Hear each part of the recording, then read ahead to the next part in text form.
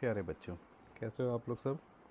उम्मीद करता हूँ आप सब बहुत ख्याल रख रहे हो अपना, अच्छे से हाथ धोते हो, स्वच्छता का पूरा ख्याल रखते हो। चलो, अब जब आप लोग इतना ख्याल रख रहे हो अपना, मम्मी पापा की बात मान रहे हो, तो आप सबको एक छोटी सी कहानी सुनाता हूँ जो जो बहुत ही प्रेरणादायी है और हमें दोस्ती का मूल्य समझाएंगे। यह बताएगी कि दोस्ती में कोई छोटा या कोई बड़ा नहीं होता। हर दोस्त की अपनी एक पहचान होती है और हर दोस्ती की अपनी एक अ, कीमत होती है जिसका जिसका मूल्यांकन नहीं किया जा सकता।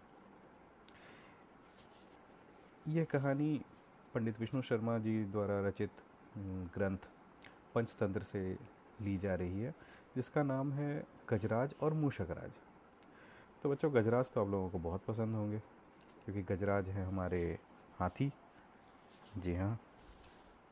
और मूषकराज तो आप सभी जानते हो, गणपति बप्पा मोरया, उनका वाहन चूहा। तो यह कहानी है हाथी और चूहे की। बहुत पहले, बहुत पुरानी बात है ये, जब प्राचीन काल में एक नदी के किनारे एक नगर बसा हुआ था, जहाँ पे व्यापार होता था, सब कुछ होता था। एक सभ्य समाज था। अकारण कभी एक दिन ऐसा आया जब उस नगर के कुछ बुरे दिन आ गए।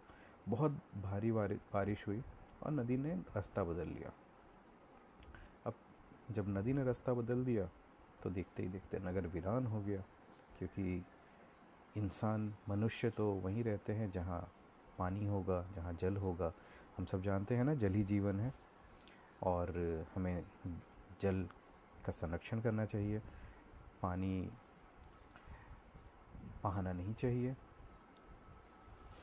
तो जैसे ही नदी ने अपना रास्ता बदल लिया और वहाँ से मनुष्य, लोग, जीव जंतु ये सब चले गए उठकर, जिन रास्तों पे नदी गई थी उन रास्तों पे नया नगर बसने लगा। तो इस खाली नगर में सिर्फ चूहे ही चूहे नज़र आने लग गए, क्योंकि चूहों ने अपना रास्ता नहीं बदला उस वक्त। तो एक तरीके से इस खाली ज़मीन पर, इस खाली नगर में सिर्फ चूहों का साम्राज्य स्थापित हो गया। चूहों के उस साम्राज्य का राजा बना मूषकराज। मूषकराज चूहा। अब देखो चूहों का भाग्य। उनके बसने के बाद नगर के बाहर ज़मीन से पानी का एक स्रोत फूट पड़ा और वह एक जलाशय बन गया। जैसे कि आप देखते होंगे, तालाब होती है, तालाब होता है, एक पोखर होता है। तो वहाँ पर भी ऐसे ही हुआ, नदी ने तो रास्ता बदल लिया, लेकिन ज़मीन के अंदर से थोड़ा पानी निकला और उसने वहाँ पर एक छोटे तालाब का रूप ले लिया। अब नगर से को थोड़ी दूर एक घना जंगल भी हुआ करता था। जंगल में अनगिनत हाथी रहा करते थे और उन सब हाथियों का एक राजा था, जिसका नाम था गजराज। तो गजराज तो आप सब जानते हो, बहुत ही विशालकाय था, बहुत ही बड़ा था। भारी भरकम गजराज जब चले तो पूरी धरती हिले, है ना। हाँ। तो उस जंगल क्षेत्र में एक वर्ष की बात है, बहुत भयानक सूखा पड़ गया। अब आप सूखा तो समझते होंगे, जैसे अकाल पड़ जाती है, ज़मीन बंजर हो जाती है, ज़मीन सूखने लग जाती है, जल का स्तर नीचे चला जाता है, जल की कमी हो जाती है। इसी वजह से जल ही जीवन है, जल को बचाना हमारा कर्तव्य भी है। तो ये स्थिति हुई उस घने वन में। अब हाथी तो हुए बहुत ही भारी भरकम शरीर वाले, बिल्कुल मेरे जैसे। तो हाथियों की तो दुर्दशा हो गई, क्योंकि उनके पास पानी नहीं था। हाथियों के बच्चे प्यास से व्याकुल हो गए और चिल्ला करके दम तोड़ने लग गए। गजराज खुद भी सूखे की समस्या से बहुत चिंतित था। वो हाथियों का कष्ट जानता था। गजराज के कुछ मित्र हुआ करते थे पक्षी के रूप में, जिसमें से एक चील हुआ करती थी। अब गजराज के मित्र चील ने आकर खबर दी कि खंडहर बने नगर में, जो पास का जो नगर जहाँ जिसमें से मनुष्य निकल गए थे, वहाँ पर एक जलाशय है। यह वही जलाशय है दोस्तों, जहाँ जो चूहों के साम्राज्य में निकल आया था। जी हाँ, ये वही तालाब है। तो गजराज ने यह सूचना मिलते ही तुरंत ही सबको उस जलाशय की तरफ चलने का आदेश दिया। अब जितने हाथी बचे थे, सैकड़ों हाथी अपनी प्यास बुझाने को टोलते हुए चल पड़े। अब जब हाथी चले तो धरती हिले, है ना। डगमग डगमग हाथी चले, धरती हिले, दुनिया हिले। अब जब हाथी चल पड़े तो जलाशय तक पहुंचने के लिए उन्होंने उस खंडहर बने नगर के बीच से गुजरना था, और उस नगर में अब सिर्फ चूहे बच गए थे। तो हाथियों के पैरों के नीचे बहुत से चूहे दब गए, बहुत से चूहे मारे गए, बट हाथियों को तो पता नहीं चला। अब खंडहर नगर के उन सड़कों पर चूहों की बुरी दशा हो गई हाथियों के जाने से, क्योंकि यह मुसीबत तो ख़त्म होने वाली थी नहीं। हाथियों का दल अगले दिन फिर उसी रास्ते से लौटा, और अनायास ही हाथी रोज़ उस मार्ग से आने जाने लग गए। अब चूहों के बीच में तो खलबली पड़ गई। तो काफ़ी सोच विचार करने के बाद जो मूषक राज था उसने अपनी सभा बुलाई। मूषक राज के सभी जो चूहे मंत्री थे, चूहे मंत्रियों ने कहा कि महाराज, आपको तो जाकर गजराज से बात करनी चाहिए, वह बहुत ही दयालु हाथी है। मूषक राज थोड़ा घबराया, थोड़ा चिंतित हुआ, थोड़ा सा संदेह लेकर के वो फिर भी आगे बढ़ा, क्योंकि वो तो मूषक राज है, और जब आप राजा होते हैं तो आपको जिम्मेदारी उठानी पड़ती है। वो गया हाथियों के वन में। एक बड़े पेड़ के नीचे गजराज खड़े थे। अब बात करने की बारी आ गई। तो मूषक राज ने देखा कि गजराज खड़े हैं वृक्ष के नीचे, और गजराज हैं बहुत ही ऊपर। मूषक राज की आवाज़ तो जाने वाली थी नहीं। तो मूषक राज सामने एक बड़े से पत्थर के ऊपर चढ़ गए, और गजराज को नमस्कार करके मूषक राज ने कहा, गजराज को मूषक राज का नमस्कार। हे महान हाथी, मैं एक निवेदन करना चाहता हूँ। आवाज़ गजराज के कानों तक पहुँच ही नहीं रही थी। अब गजराज ठहरे दयालु, लेकिन उन्होंने देख लिया कि वो कोई एक चूहा नीचे से कुछ कहना चाह रहा है। तो गजराज उसकी बात सुनने के लिए नीचे बैठ गए, और अपना एक कान पत्थर पर चढ़े मूषक राज के निकट ले जाकर बोला, हे नन्हे मियाँ, आप कुछ कह रहे थे, फिर से कहिए। मूषक राज ने कहा, हे गजराज, मुझे चूहा कहते हैं। हम बहुत बड़ी संख्या में खंडहर बनी नगरी में रहते हैं।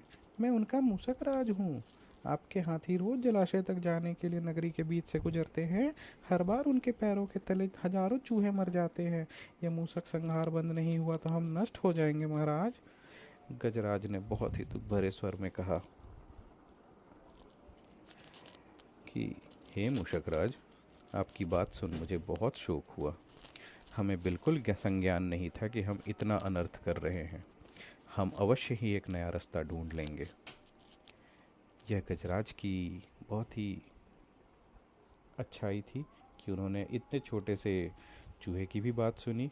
और ये कहानी अभी तक हमें यह सीख ज़रूर देती है कि चाहे आप कितने भी बड़े हैं, आपको अपने से सबसे छोटे जीव, अपने सबसे सबसे छोटे, सबसे निकटतम जो भी आपके समीप आता है, जो भी आपके पास एक दरख्वास्त लेकर आता है, आपको उसकी बात ज़रूर सुननी चाहिए। चलिए आगे बढ़ते हैं। तो गजराज के ये कहने के बाद मूषक राज बहुत ही कृतज्ञता भरे स्वर में बोला, हे गजराज, आपने मुझ जैसे छोटे से जीव की बात सुनी, आपका बहुत धन्यवाद। गजराज, कभी हमारी ज़रूरत पड़े तो कृपया ज़रूर याद कीजिएगा। उस वक्त तो गजराज ने ये सोचा कि यह नन्हा जीव भला हमारे किस काम आएगा, इसलिए केवल मुस्कुराकर मूषक राज को विदा कर दिया। कुछ दिन बाद पड़ोसी देश के राजा ने सेना को मजबूत करने के लिए उसमें हाथी शामिल करने का निर्णय लिया। अब राजा के लोग हाथी पकड़ने आए। जंगल में आकर वे चुपचाप कई प्रकार के जाल बिछाकर चले जाते थे। सैकड़ों हाथी पकड़ लिए गए। एक रात हाथियों के पकड़े जाने से चिंतित गजराज जंगल में घूम रहे थे कि उनका पैर सूखी पत्तियों के नीचे दल में छल से दबाकर रखे रस्सी के फंदे में फंस गया। जैसे ही गजराज ने पैर आगे बढ़ाया, वह रस्सा कस गया। रस्से का एक सिरा एक पेड़ के मोटे तने से मजबूती से बंधा था। गजराज चिंगाड़ने लगे। उसने अपने सेवकों को पुकारा, लेकिन कोई नहीं आया। कौन फंदे में फंसे हाथी के निकट आएगा? यह देखकर थोड़ी देर बाद एक युवा जंगली भैंस, जो गजराज का बहुत आदर करता था, जब वह, और इस आदर के पीछे की भी एक छोटी सी कहानी है जो बताऊंगा, कि जब वो भैंस बहुत छोटा था, जब वो भैंस का बच्चा बहुत छोटा था, तो एक बार गड्ढे में जा गिरा था। उसकी चिल्लाहट सुन करके गजराज ने अपने सूंड से उसको बाहर खींचकर उसकी जान बचाई थी।